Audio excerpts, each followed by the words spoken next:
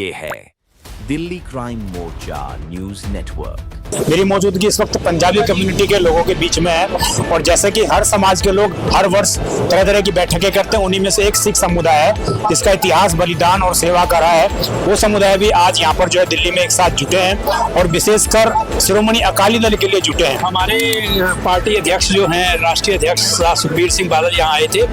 उनके आने का मेन मकसद ये था कि जो अब दिल्ली में चुनावी बिगुल बज चुका है, चुनाव के लिए वोटें बनने का कार्य शुरू हो गया है, अपने कार्यकर्ताओं का मनोबल बढ़ाने के लिए, उनको एकजुट करने के लिए और उनको प्रेरित करने के लिए आज सरदार सुखबीर सिंह बादल आए थे। सहयोगी हमारी भाजपा थी। उसके बाद जब किसान आंदोलन हुआ, किसान बिल आए, तो उस समय से गठबंधन हमारा टूटा हुआ है और अकाली दल अकेले ही अपनी लड़ाई लड़ रहा है। सब लोग एक साथ रहेंगे तभी तो कामयाबी होगी। हमारा संदेश यही है, ये सरदार और सरकार की लड़ाई है और सरदार जीतेंगे निश्चित तौर पर। आप सभी को सत श्री अकाल। आप देख रहे हैं दिल्ली क्राइम मोर्चा। मेरे नमस्कार के उदाहरण से आप समझ गए कि मैं कहाँ मौजूद हूँ। मेरी मौजूदगी इस वक्त पंजाबी कम्युनिटी के लोगों के बीच में है और जैसे कि हर समाज के लोग हर वर्ष तरह तरह की बैठकें करते हैं, उन्हीं में से एक सिख समुदाय है जिसका इतिहास बलिदान और सेवा का रहा है। वो समुदाय भी आज यहाँ पर जो है दिल्ली में एक साथ जुटे हैं और विशेषकर शिरोमणि अकाली दल के लिए जुटे हैं। जिस तरीके से इतिहास में शिरोमणि अकाली दल का नाम रहा है, उसी तरीके से आज लोग यहाँ पर जुटे हैं। और आगे आपको बता दूं, कुछ समय में दिल्ली गुरुद्वारा प्रबंधक कमेटी के इलेक्शन भी होने वाले हैं, उसको लेकर भी कुछ तैयारियां होंगी। सर, बहुत बहुत आपका स्वागत है। क्या नाम है आपका? डॉक्टर परमिंदर पाल सिंह, पूर्व राष्ट्रीय प्रवक्ता श्रोमणी अकाली दल। जी, किस तरीके से देखते हैं आप लोग आज एक साथ आए हैं, सिख समुदाय एक साथ आए हैं, किस तरीके की बैठक हुई है, क्या चर्चाएं हुई आप लोगों के बीच में? देखिए, आज हमारे पार्टी अध्यक्ष जो हैं, राष्ट्रीय अध्यक्ष सुखबीर सिंह बादल यहाँ आए थे।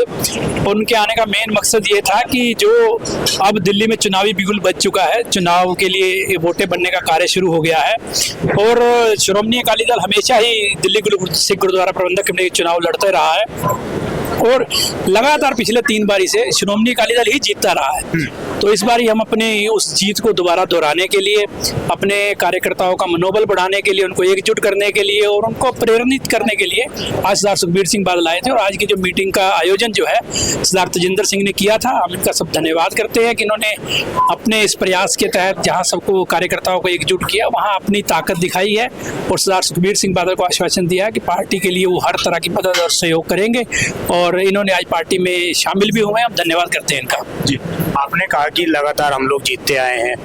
आप लोगों के साथ उस समय आपकी जो सहयोगी पार्टी है भाजपा थी, आज उसकी सरकार है, उन्होंने कैबिनेट मिनिस्टर भी एक पद दे रखा है आप लोगों को। तो किस तरीके से देखते हैं इस बार आप लोगों के साथ भाजपा नहीं है तो क्या कैसे? देखिए, बात ऐसी है, मैंने ये कहा कि श्रोमणी अकाली दल लगातार जीतता आया। 2013 में भी श्रोमणी अकाली दल जीता, 17 में भी जीता, 21 में भी जीता और हम 26 में भी जीतेंगे। अब उसमें जो आपने बात की सहयोगी की, सहयोगी हमारी भाजपा थी। उसके बाद जब किसान आंदोलन हुआ, किसान बिल आए, तो खेती बिलों के विरोध में हमारी जो उस समय मंत्री थी हरसिमरत कौर बादल, उन्होंने इस्तीफा दिया था और इस्तीफा देकर वो बाहर आ गए थे। उस समय से गठबंधन हमारा टूटा हुआ है और अकाली दल अकेले ही अपनी लड़ाई लड़ रहा है जो पंजाब में। इस समय पंजाब में बाढ़ आई हुई है और बाढ़ के राहत कार्यों में भी अकाली दल के कार्यकर्ता गाँव-गाँव जाके काम कर रहे हैं। तो भाजपा के साथ हमारा तो जो समझौता था वो तो लगभग 2019 या 20 में टूट गया था।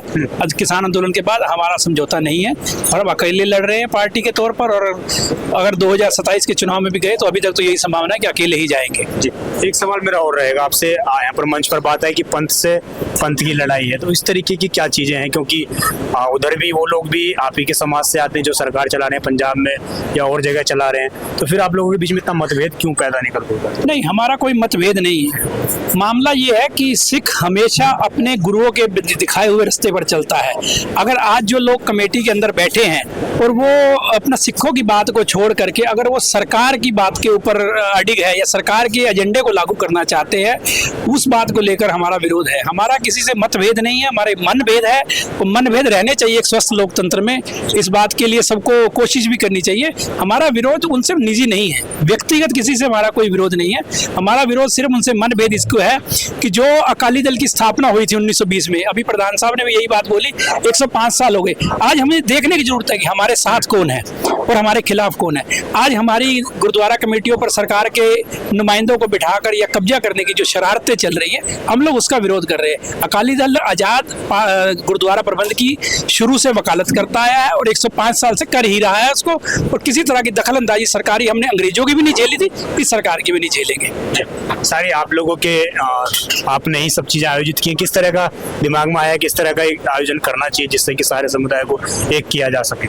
सब लोग एक साथ रहेंगे तभी तो कामयाबी होगी। सभी लोग एक साथ रहें इसलिए ये इकट्ठ किया गया। हम धन्यवाद करते हैं सुखबीर सिंह बादल जी का, परमजीत सिंह सरना जी का, मंजीत सिंह जीके जी का, जिन्होंने हमें ये सहयोग किया और हम इसे कामयाब कर सके। आगे किस तरह के रहने वाले, किसके लिए कोई स्पेशल गाइडलाइन बनकर आए कि भाई ऐसा होना चाहिए? भैया इसमें गाइडलाइन की बात नहीं है। संविधान हमें अधिकार देता है कि मैं कृपान धारण करूं।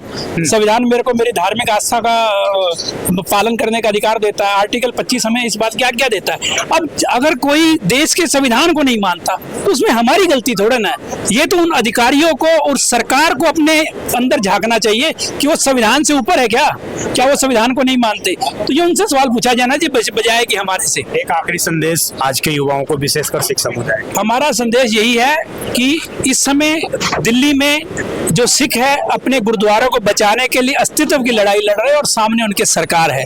ये सरदार और सरकार की लड़ाई है और सरदार जीतेंगे निश्चित तौर पर। सरदार जीतेंगे निश्चित रूप से, यही इनकी विचारधारा है। और लगातार जिस तरीके से राजधानी दिल्ली में पिछले कई बार से दिल्ली गुरुद्वारा कमेटी के जो चुनाव हुए हैं उसमें लगातार तरह तरह की राजनीतियां होती रही हैं। इस वक्त का जो आने वाला चुनाव है इसलिए खास हो जाता है क्योंकि मनजिंदर सिंह सिरसा एक बड़ा चेहरा दिल्ली सरकार में है और वो चूंकि है भाजपा के साथ जुड़ चुके हैं। पहले उनका अच्छा खासा प्रभाव इस कमेटी के अंदर रहा है परंतु अब वो नहीं है। तो देखना ये होगा कि आने वाले चुनाव में किस तरीके की रणनीतियां, किस तरह के जो गणित है वो निकल कर आ पाते हैं। आप देखते रहे दिल्ली क्राइम मोर्चा में विजय ठाकुर, धन्यवाद।